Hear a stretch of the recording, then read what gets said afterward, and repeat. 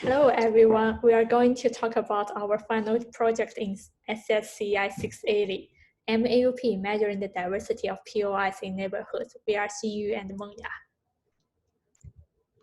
The outline for our presentation is here. First, we will introduce our background and our study area and data sources. Then we will introduce our methods and results. Finally, we will summarize our conclusions and limitations. When you Google search neighborhood diversity, the top ranked pages are all about population diversity. But how about our built environments? Can we also build up a diversity profile of our neighborhood built environments? Diversity has been proposed as one of the most important components of the sustainable and livable cities.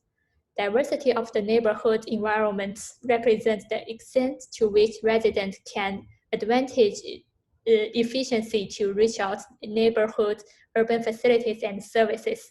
So it's essential and meaningful to study the diversity of social facilities in our living areas. But here are three challenges to this study question: where to get the data source of POIs such as hospitals, schools, restaurants, and other social facilities, and how to define our neighborhoods. And finally, how to measure the diversity of POIs in neighborhoods. Here is our solutions to those three questions. First, we will introduce two crowdsourcing datasets, the DBpedia and OpenStreetMap. We also introduce a government-issued dataset, the POIs from County's Location Management Systems, LMS. This dataset will serve as a reference. And to the second question, most studies that focusing on neighborhood built environment use census boundaries like blocks, block groups, and census tracts. We will also examine them. And also we build up some artificial distance-based fishing nets to compare the scale effects. Third, how to measure the diversity of neighborhoods. We will introduce two diversity indexes, Simpson Index and Shannon Entropy Index. Since those two indexes are comprehensive index, we cannot show the composition of POIs in the neighborhood. So we also build up a dominant type of POIs to represent the composition of POIs. Here are two research questions. Our main research questions is about the modifiable array unit problem. We can call it MAUP. It refers to a statistical bias that arises when aggregating point measurements into districts. So in other words, our research question is how will different definitions of neighborhood boundaries influence the measurements of the diversity of POIs in neighborhoods. The problem can be divided into two parts, the scale effects and the zoning effects. For the scale effects, let's compare the first two figures here. We have different cell size to divide the entire study area, and we will explore how those different cell size will impact our measurement of diversity. And for the zoning effects, it refers to that different partitions of the study area, like the figure 1 and figure 3. They have similar cell size but different partitions. And for our secondary questions, we will evaluate whether the result of POI diversity is sensitive to the data source of POIs. Let's move to the study area and the data sources. Our study area is the Los Angeles County excluding 2 islands. And the table on the right shows the 10 boundaries we're going to examine.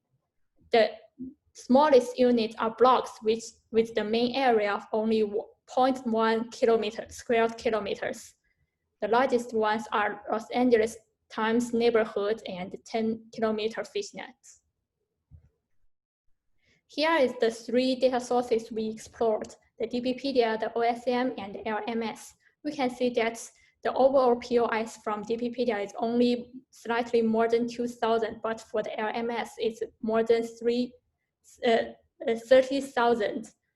And we divided our POIs into 9 categories related to our daily life: education, medical and health services, transportation, business, culture and open space, financial and postal services, workplace, industry or factories, and finally government and social services. Here is the entire study design. Our inputs are 3 POI data sources, the DBpedia, the OSM, and the LMS.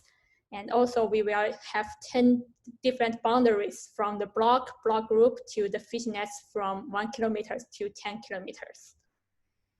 And our final outcome will look like the table here. For each unit, for each neighborhood cell, we will have a Simpson index, an entropy index, and a dominant type. For the two indexes, they are continuous variables ranging from 0 to 1. And for the last one, it is a categorical data type. Since we have 3 data sources and 10 boundaries, we will have 30 combinations of all those two sets. So we will have a table look like this for 30 times. In this study, we are interested to describe the multiple dimensions of neighborhood building environment that can interact with humans' daily activities. So we built two index to describe the POI mix to capture the diversity phenomenon. The first index is the Shannon entropy index, which is one of the most commonly used and effective technique for monitoring and measuring of urban development. It has also been widely used to measure the degree of compactness and dispersion of geophysical variables among multiple spatial units, such as city land use and facilities. The information theory index is also used in social science to describe the racial segregation patterns at different scales. The second index is the Simpson diversity index, which measures the possibility that any two POIs, if chosen at random, would be of the same type. So if all POIs in one unit are of the same type, the value would be 0. The values of the two diversity indexes ranging from the minimum value of 0 to the maximum value of 1. The value closer to 0 means a less diverse building environment. This scaling allows us for comparison between different zone size and the number of zones. Here is our third measurement, the dominant types. The dominant type was identified as which takes up more than 50% of all POIs in the same unit. For units that do not have POIs, it will be marked as no POIs. And for units that do not have a dominant type, it will be marked as multi. Our aim is to evaluate whether the results are consistent across different boundaries and datasets. Therefore, we are examining the existence of MAUP effects. First, the evaluation is based on the polygons themselves. For continuous variables, we will use the differences in both local and global Morin size. And for the categorical variables, the comparison can only be made across 3 datasets, the percentage of units with the same dominant type. One difficulty in quantitatively evaluating MAUP is that the entities we are describing are different. For example, how can we compare the result based on LA times neighborhood boundaries with the zip code ones? Thus, we introduce a case scenario, a set of testing points. We will assign our neighborhood diversity measurements to points by spatial join. For the categorical variables, we will use the pairwise RMSEs. And this is for the continuous one, and for the categorical ones, we will use the Cohen's kappa. Let's have a look at how our scenario looks. First, we will introduce a meaningful point sets as a use case of our diversity measurements. In this study, we use the Airbnb sites in the Los Angeles County as the case point sets. There are about 30,000 Airbnb sites here. And secondly, we will spatial join the case points to the different boundaries and assign the diversity measurements to each point. The output will look like this. For each Airbnb site, they will have a neighborhood Simpson index, an entropy index, and a dominant type. Similarly, since we have 3 boundaries and 3 datasets and 10 boundaries, we will have 30 combinations. And lastly, we will calculate the pairwise comparisons between different boundaries from the same data source. Look at here for the Simpson index, which are the continuous variables, we will use the RMSEs to compare. And for the dominant type, which are categorical values, we will compare the agreement of labels using Cohen's kappa. Now let's move to our result parts. We will organize this part by first stating our key findings and then explain how we generate these findings. Our first finding is generated by comparing the profiles of the 3 different data sources.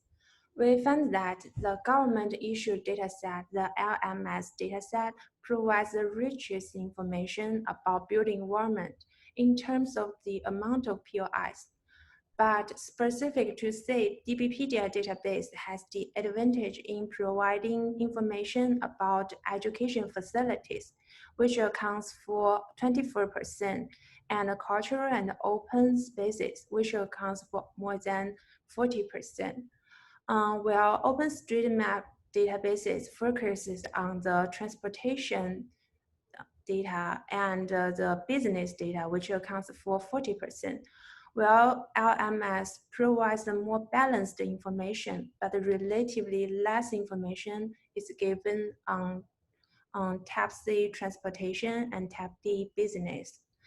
It is understandable since the major users and the creators of the 3 different databases can be very different, which indicates that the free open databases such as DBpedia and OpenStreetMap can be a good supplement to official dataset in providing additional information about small business and transportation.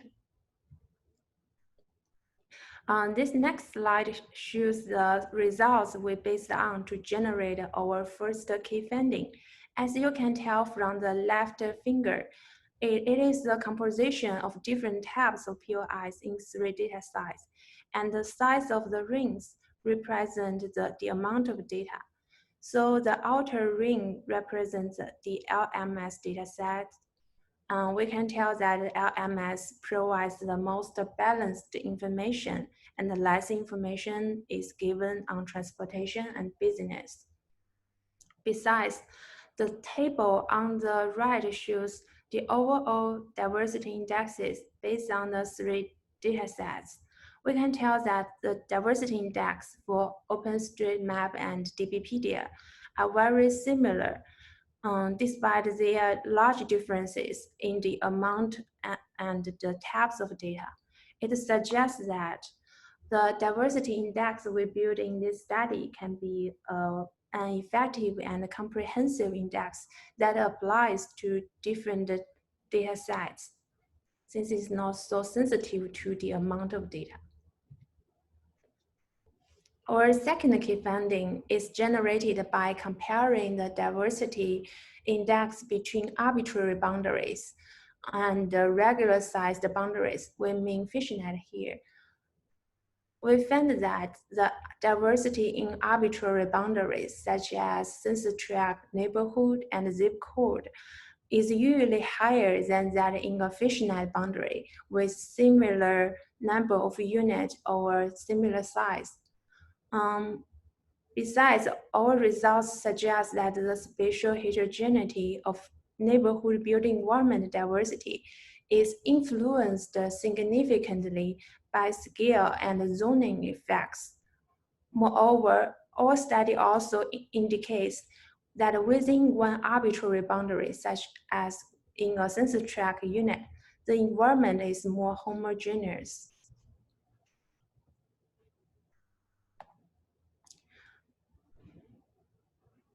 As we can tell from this figure, different colors represent different data sets, and the 2 types of lines represent the 2 diversity index.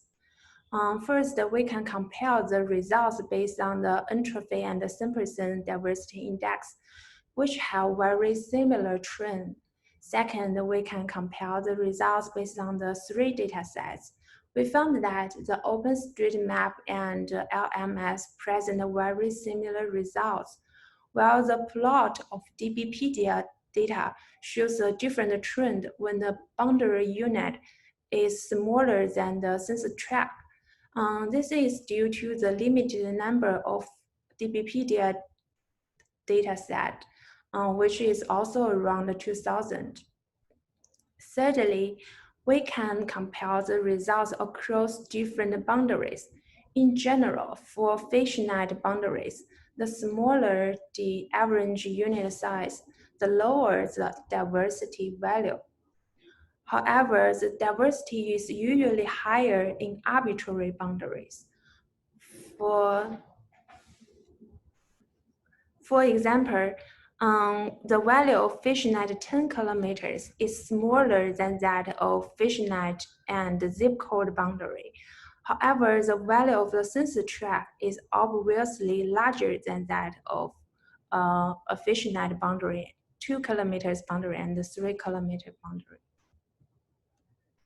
This plot shows that the standard deviation, in other words, the spatial variation of diversity in regular fishnet boundaries are usually higher than that in arbitrary boundaries.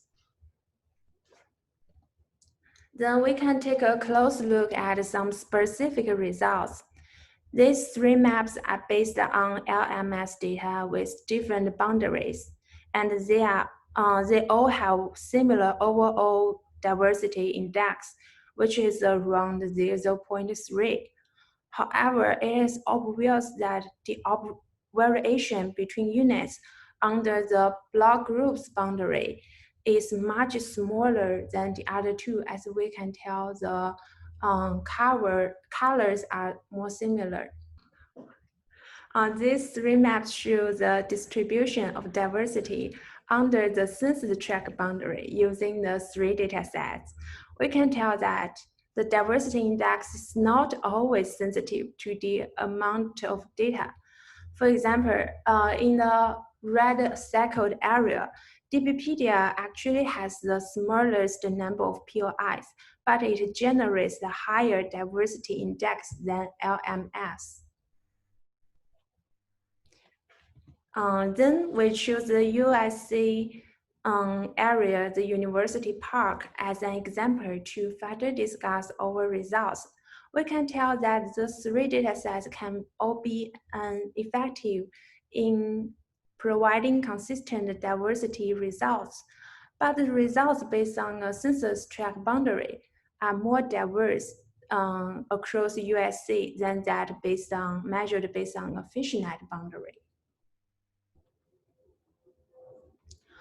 Our third key finding is generated by comparing the diversity indexes between LA neighborhood boundary and zip code boundary.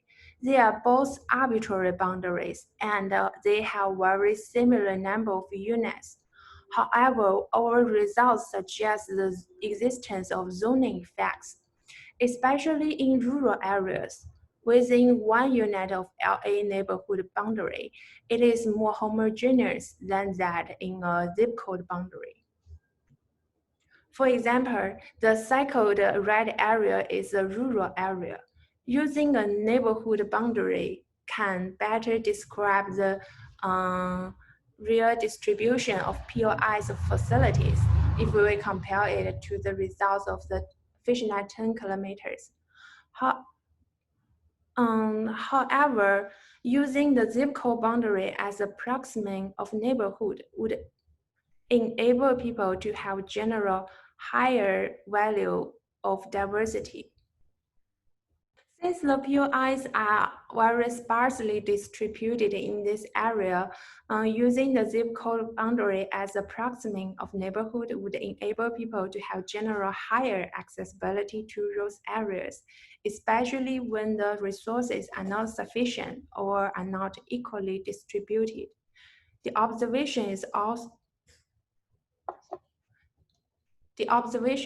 true when we use different data sets.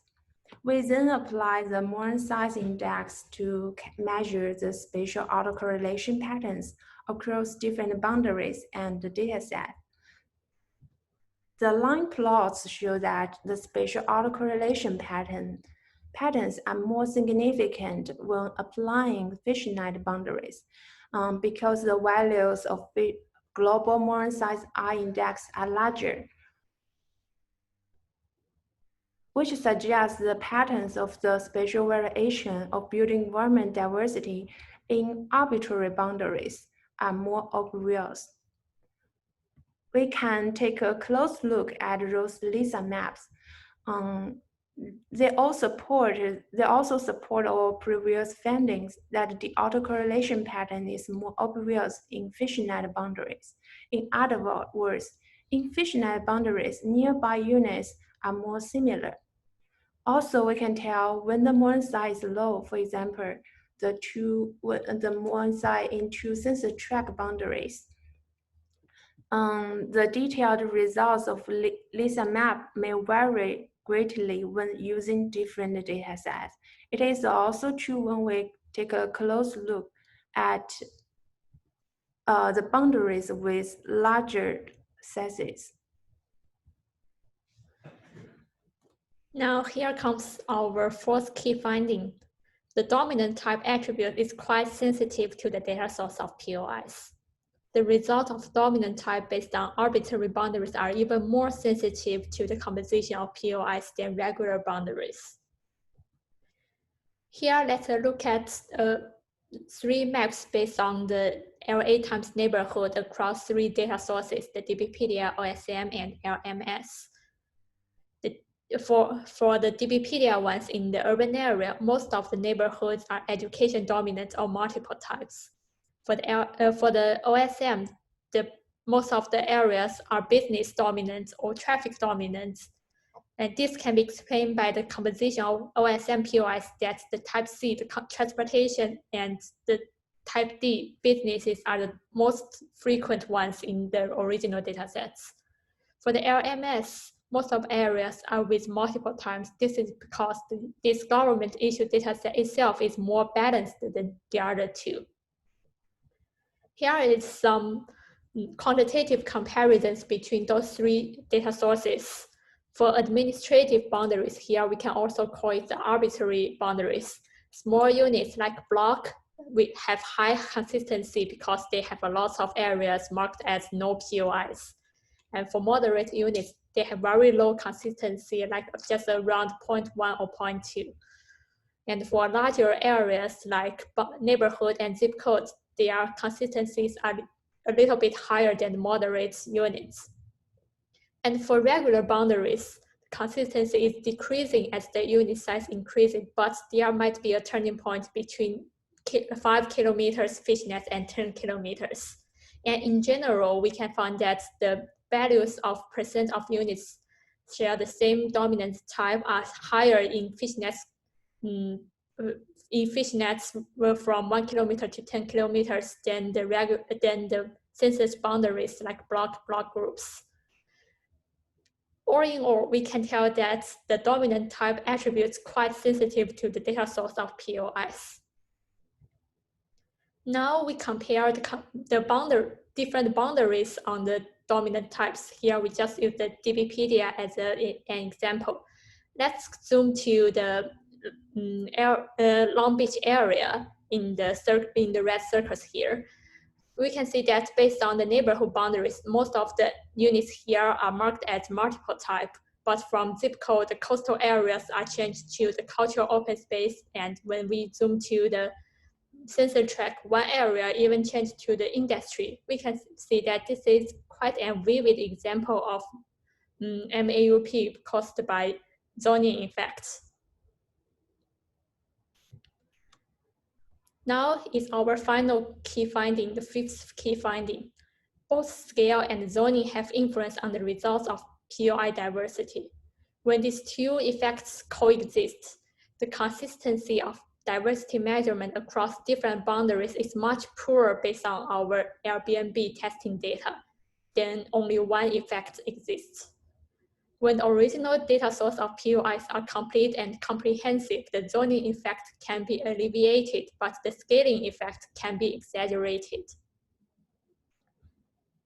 Now we will dive into the result of use case scenario. First, we will look at continuous variables, the two indexes.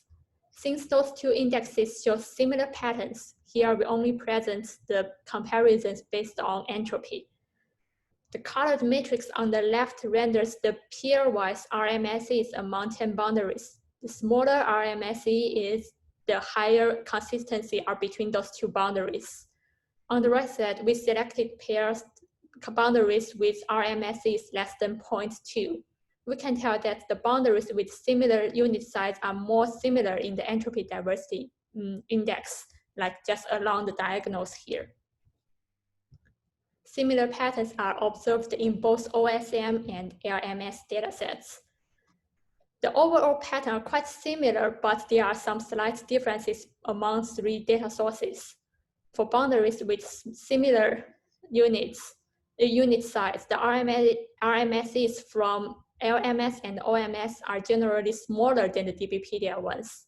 And for boundaries with very different cell size, like block and fishnet 10 kilometer, both the zoning and scale effects exist. The RMSEs were even greater in LMS and OSM datasets than the DBpedia ones. Thus, when the original data sources of POIs are complete and comprehensive, the zoning effect can be alleviated. Like for the units with similar size, they will have similar entropy index, but the scaling effect can be exaggerated, like the block differences between block and fishnet 10 kilometers. Now let's look at the comparison result of the dominant type. Unlike the RMSEs, the higher kappa values are, the more consistent results are. The general interpretation of kappa values is listed on the top right table. We listed paired boundaries with moderate agreements in the table below. Similar to continuous indexes, boundaries with similar unit size had higher consistency. The patterns of kappa values are quite similar to the LMS data with the DBpedia data.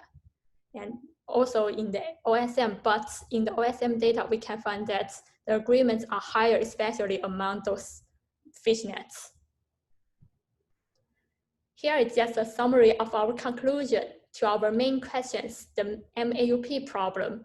Yes, our answer is yes. Both scale and zoning have impacts on the results of diversity measurements. And to our secondary questions, our answer is also yes. But the synthetical diversity indexes, like the Simpson index and Shannon entropy index, they are not quite sensitive to the data source, but the dominant type is very sensitive to the composition of original POIs.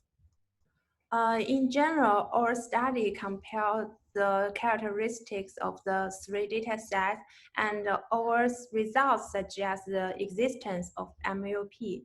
When we use the arbitrary boundaries like SensorTrack to study the inequality or segregation problems, the results may be exaggerated than using a fishnet boundary. Our study also has its limitations. First, our study only measures the diversity of building environment, while it fails to consider other factors such as population density or area size that may also influence the diversity results.